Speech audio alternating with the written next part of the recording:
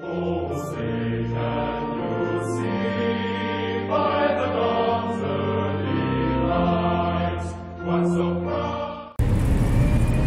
I'm about to share something with you all that I feel that is bigger than our president. That I feel that is bigger than the NFL. That is bigger than you and I put together. I'm about to put up something that is the symbol of our freedom and the reason why we can do things that third world countries can't do, because they don't have the spunk that we've got. This is the United States, the land of the free, and it's because of our military. It's because of our soldiers. It's because they fight. So we have freedoms. The Star-Spangled Banner isn't about our president. It's been around longer than he's been alive. Our Star-Spangled Banner was here back in the 1800s, long before you and I was born.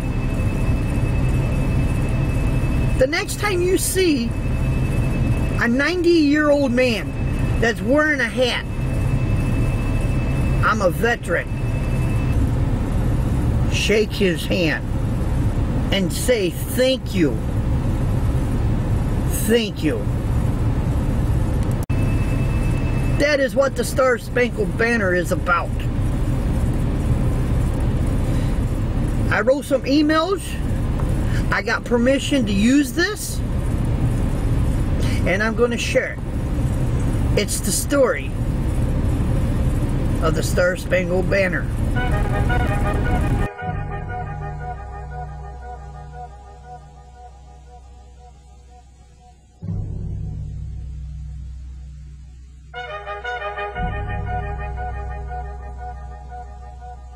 There was a lawyer once. His name was Francis Scott Key.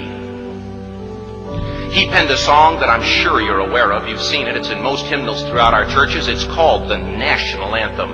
It is our song as an American.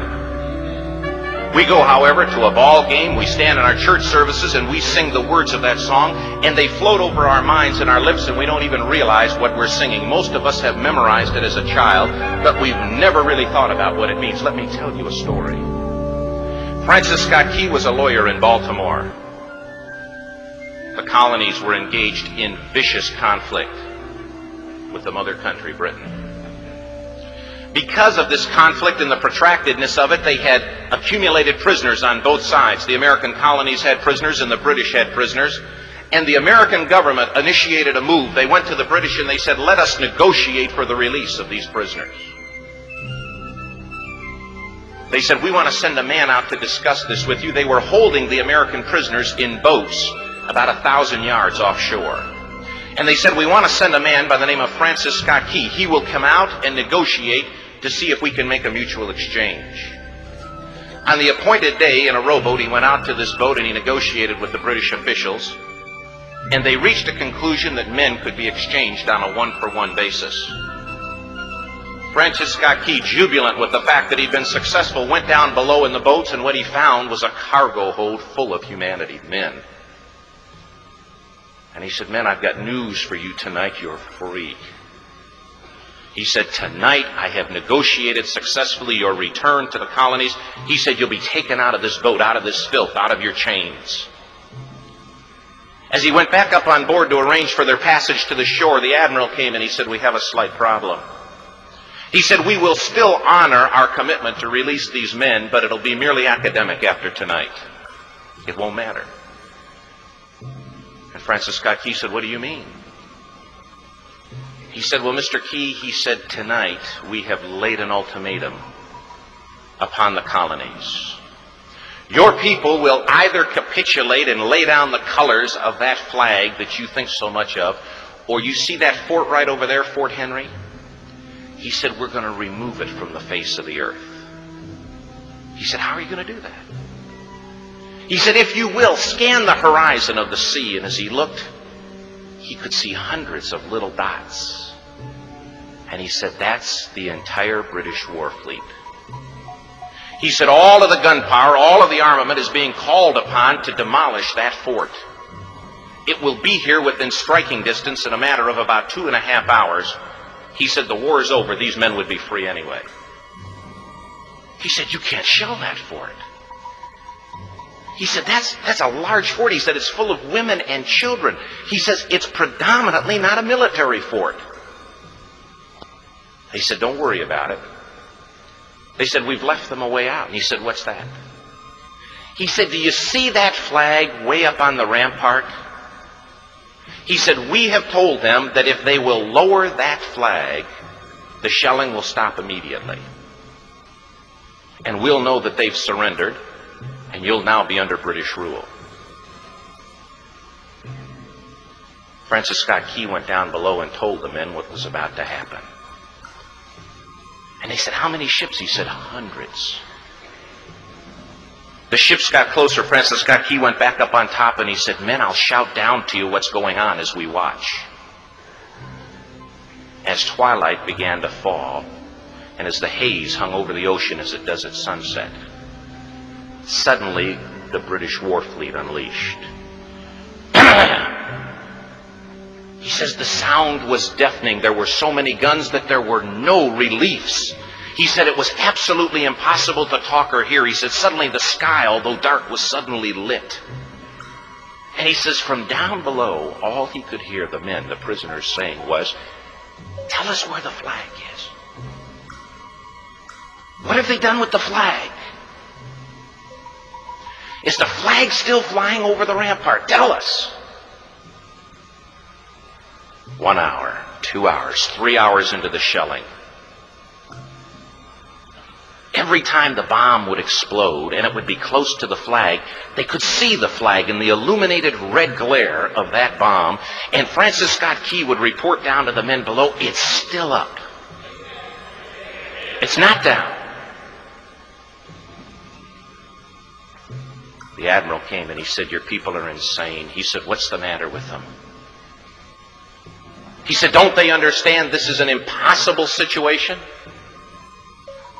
Francis Scott Key said he remembered what George Washington had said. He said the thing that sets the American Christian apart from all other people in the world is he will die on his feet before he'll live on his knees.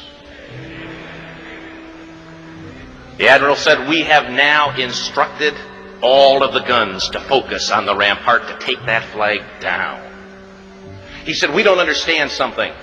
Our reconnaissance tells us that that flag has been hit directly again and again and again, and yet it's still flying. We don't understand that. But he said, now we're about to bring every gun for the next 3 hours to bear on that point. Francis Scott Key said the barrage was unmerciful.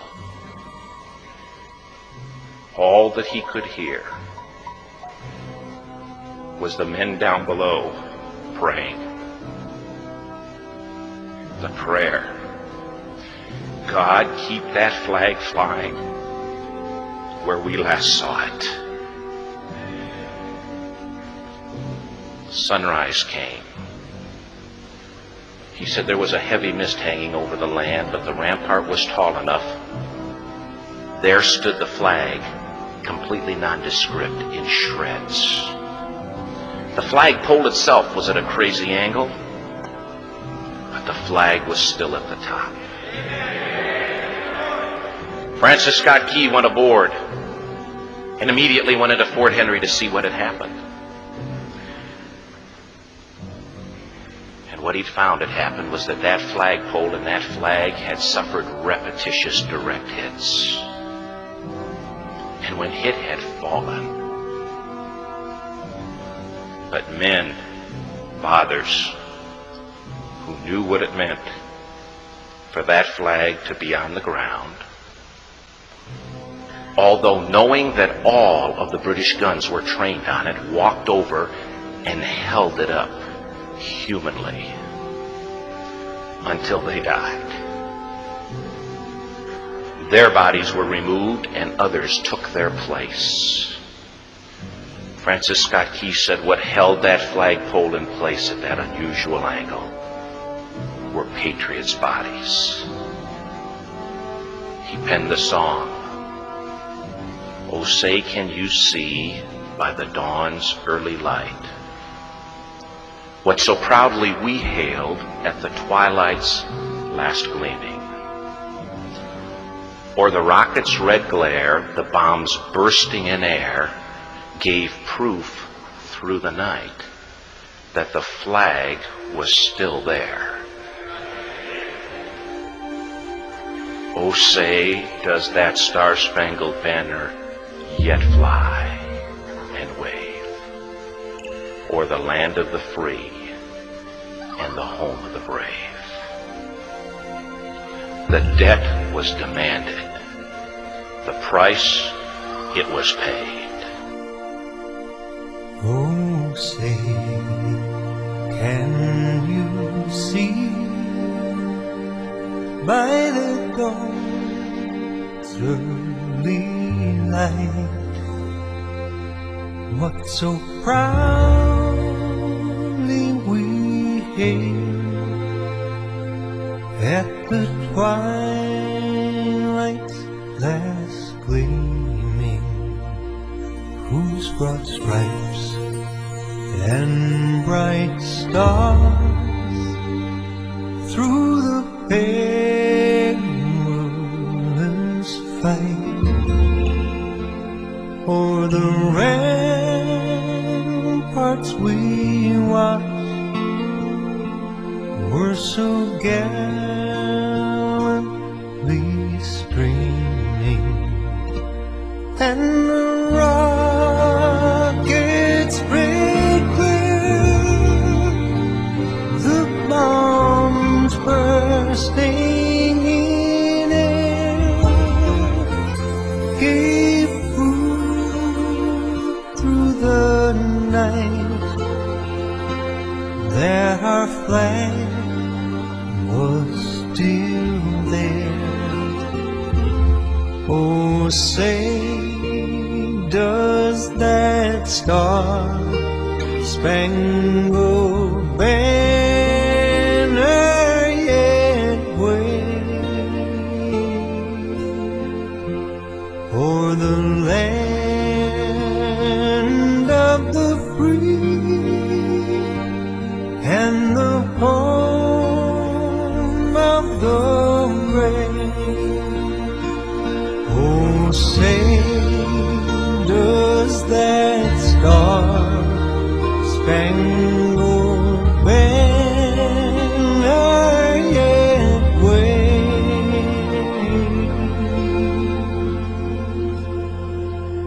o'er the land of the free and the home of the brave?